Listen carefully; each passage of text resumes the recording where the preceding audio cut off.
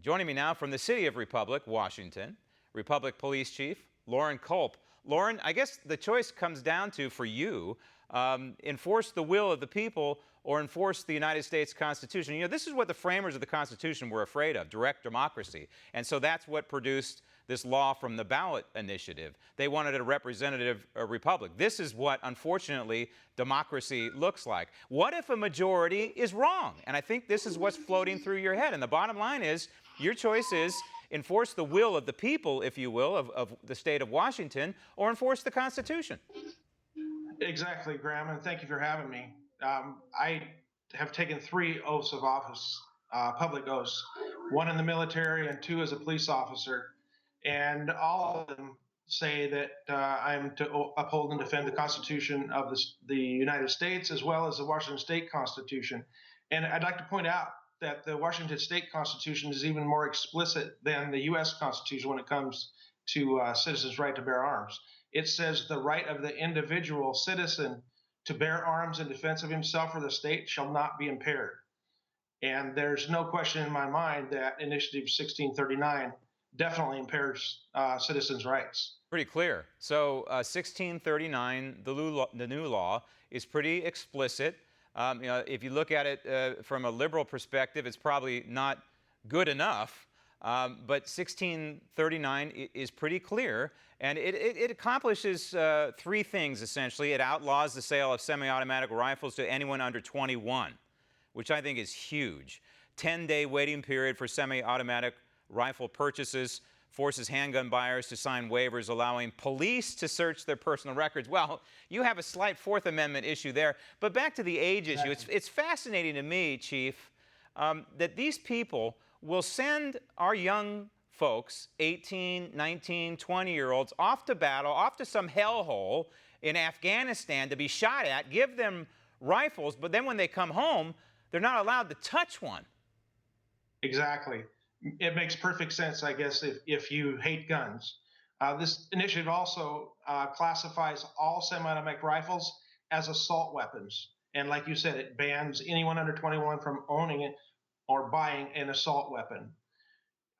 It's absolutely ridiculous. And what other constitutional right do we have to pay the government a fee for to exercise that right? None. And I think the framers of the Constitution would be rolling over in their graves right now if they knew what was going on in Washington State and other places as well. But you have a plan. Yes.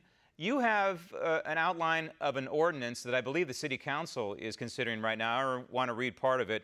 It's the Second Amendment Sanctuary City Ordinance. I love that. I want to get to that in a minute.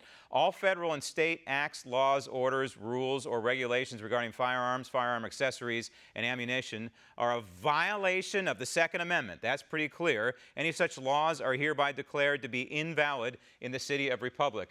First of all, it's wonderful, wonderful. I think there are probably tens of millions of Americans who are standing up clapping right now that you're creating a sanctuary for the Second Amendment, because I mean, it's a fortunate sign of the times on the one hand, but on the other hand, it's a wonderful embrace of the United States Constitution. But your ordinance is crystal clear. Hey, you're reflecting the words and the spirit of the United States Constitution, the Bill of Rights, and the Second Amendment. Exactly. They're making sanctuary cities all across this nation for lawbreakers, for illegal immigrants. There's no constitutional right to cross our border illegally, and they're making sanctuary cities for that. I thought it would be very appropriate to have a sanctuary city for our Second Amendment rights that are heavily under attack. So what is the status of this ordinance? Has it been taken up officially by the City Council? Is it being received well? It is being received well. There's a lot of support from our community and all across the country, including other countries like Australia and Britain. And the City Council right now, I proposed an ordinance. The whole entirety of it is on our Facebook page at Republic Police WA, and people can read it there if they'd like. But the City Council is reviewing it right now. You realize what this means, Chief, if you get this sanctuary status for your city. And last I checked, the population of your city is less than 2,000. Is that correct? That's correct. It's about 1,100 people. All right. Well, expect the population to swell quite a bit, because if there is a sanctuary for the Second Amendment, you realize there's going to be a beacon for many people, maybe who don't live that far away from you, in neighboring states such as Oregon or California, where there are these confiscatory laws that bar Second Amendment rights. Your city could swell in population because of your sanctuary status. Did you think about that? I thought about that, and we love Second Amendment, and we love people that support it. So the more the merrier. Well, you are a lone voice in the wilderness, and I mean that nicely in the great state of Washington. But as Gandhi said, a lone voice in the wilderness is not necessarily wrong. So, Chief, please keep us informed on how the ordinance comes out in the new year. Thank you. Want to see more videos like this? Click on the link below and subscribe to One American News on YouTube. And call your cable provider and kindly demand that One American News is added to your lineup. Call and subscribe today.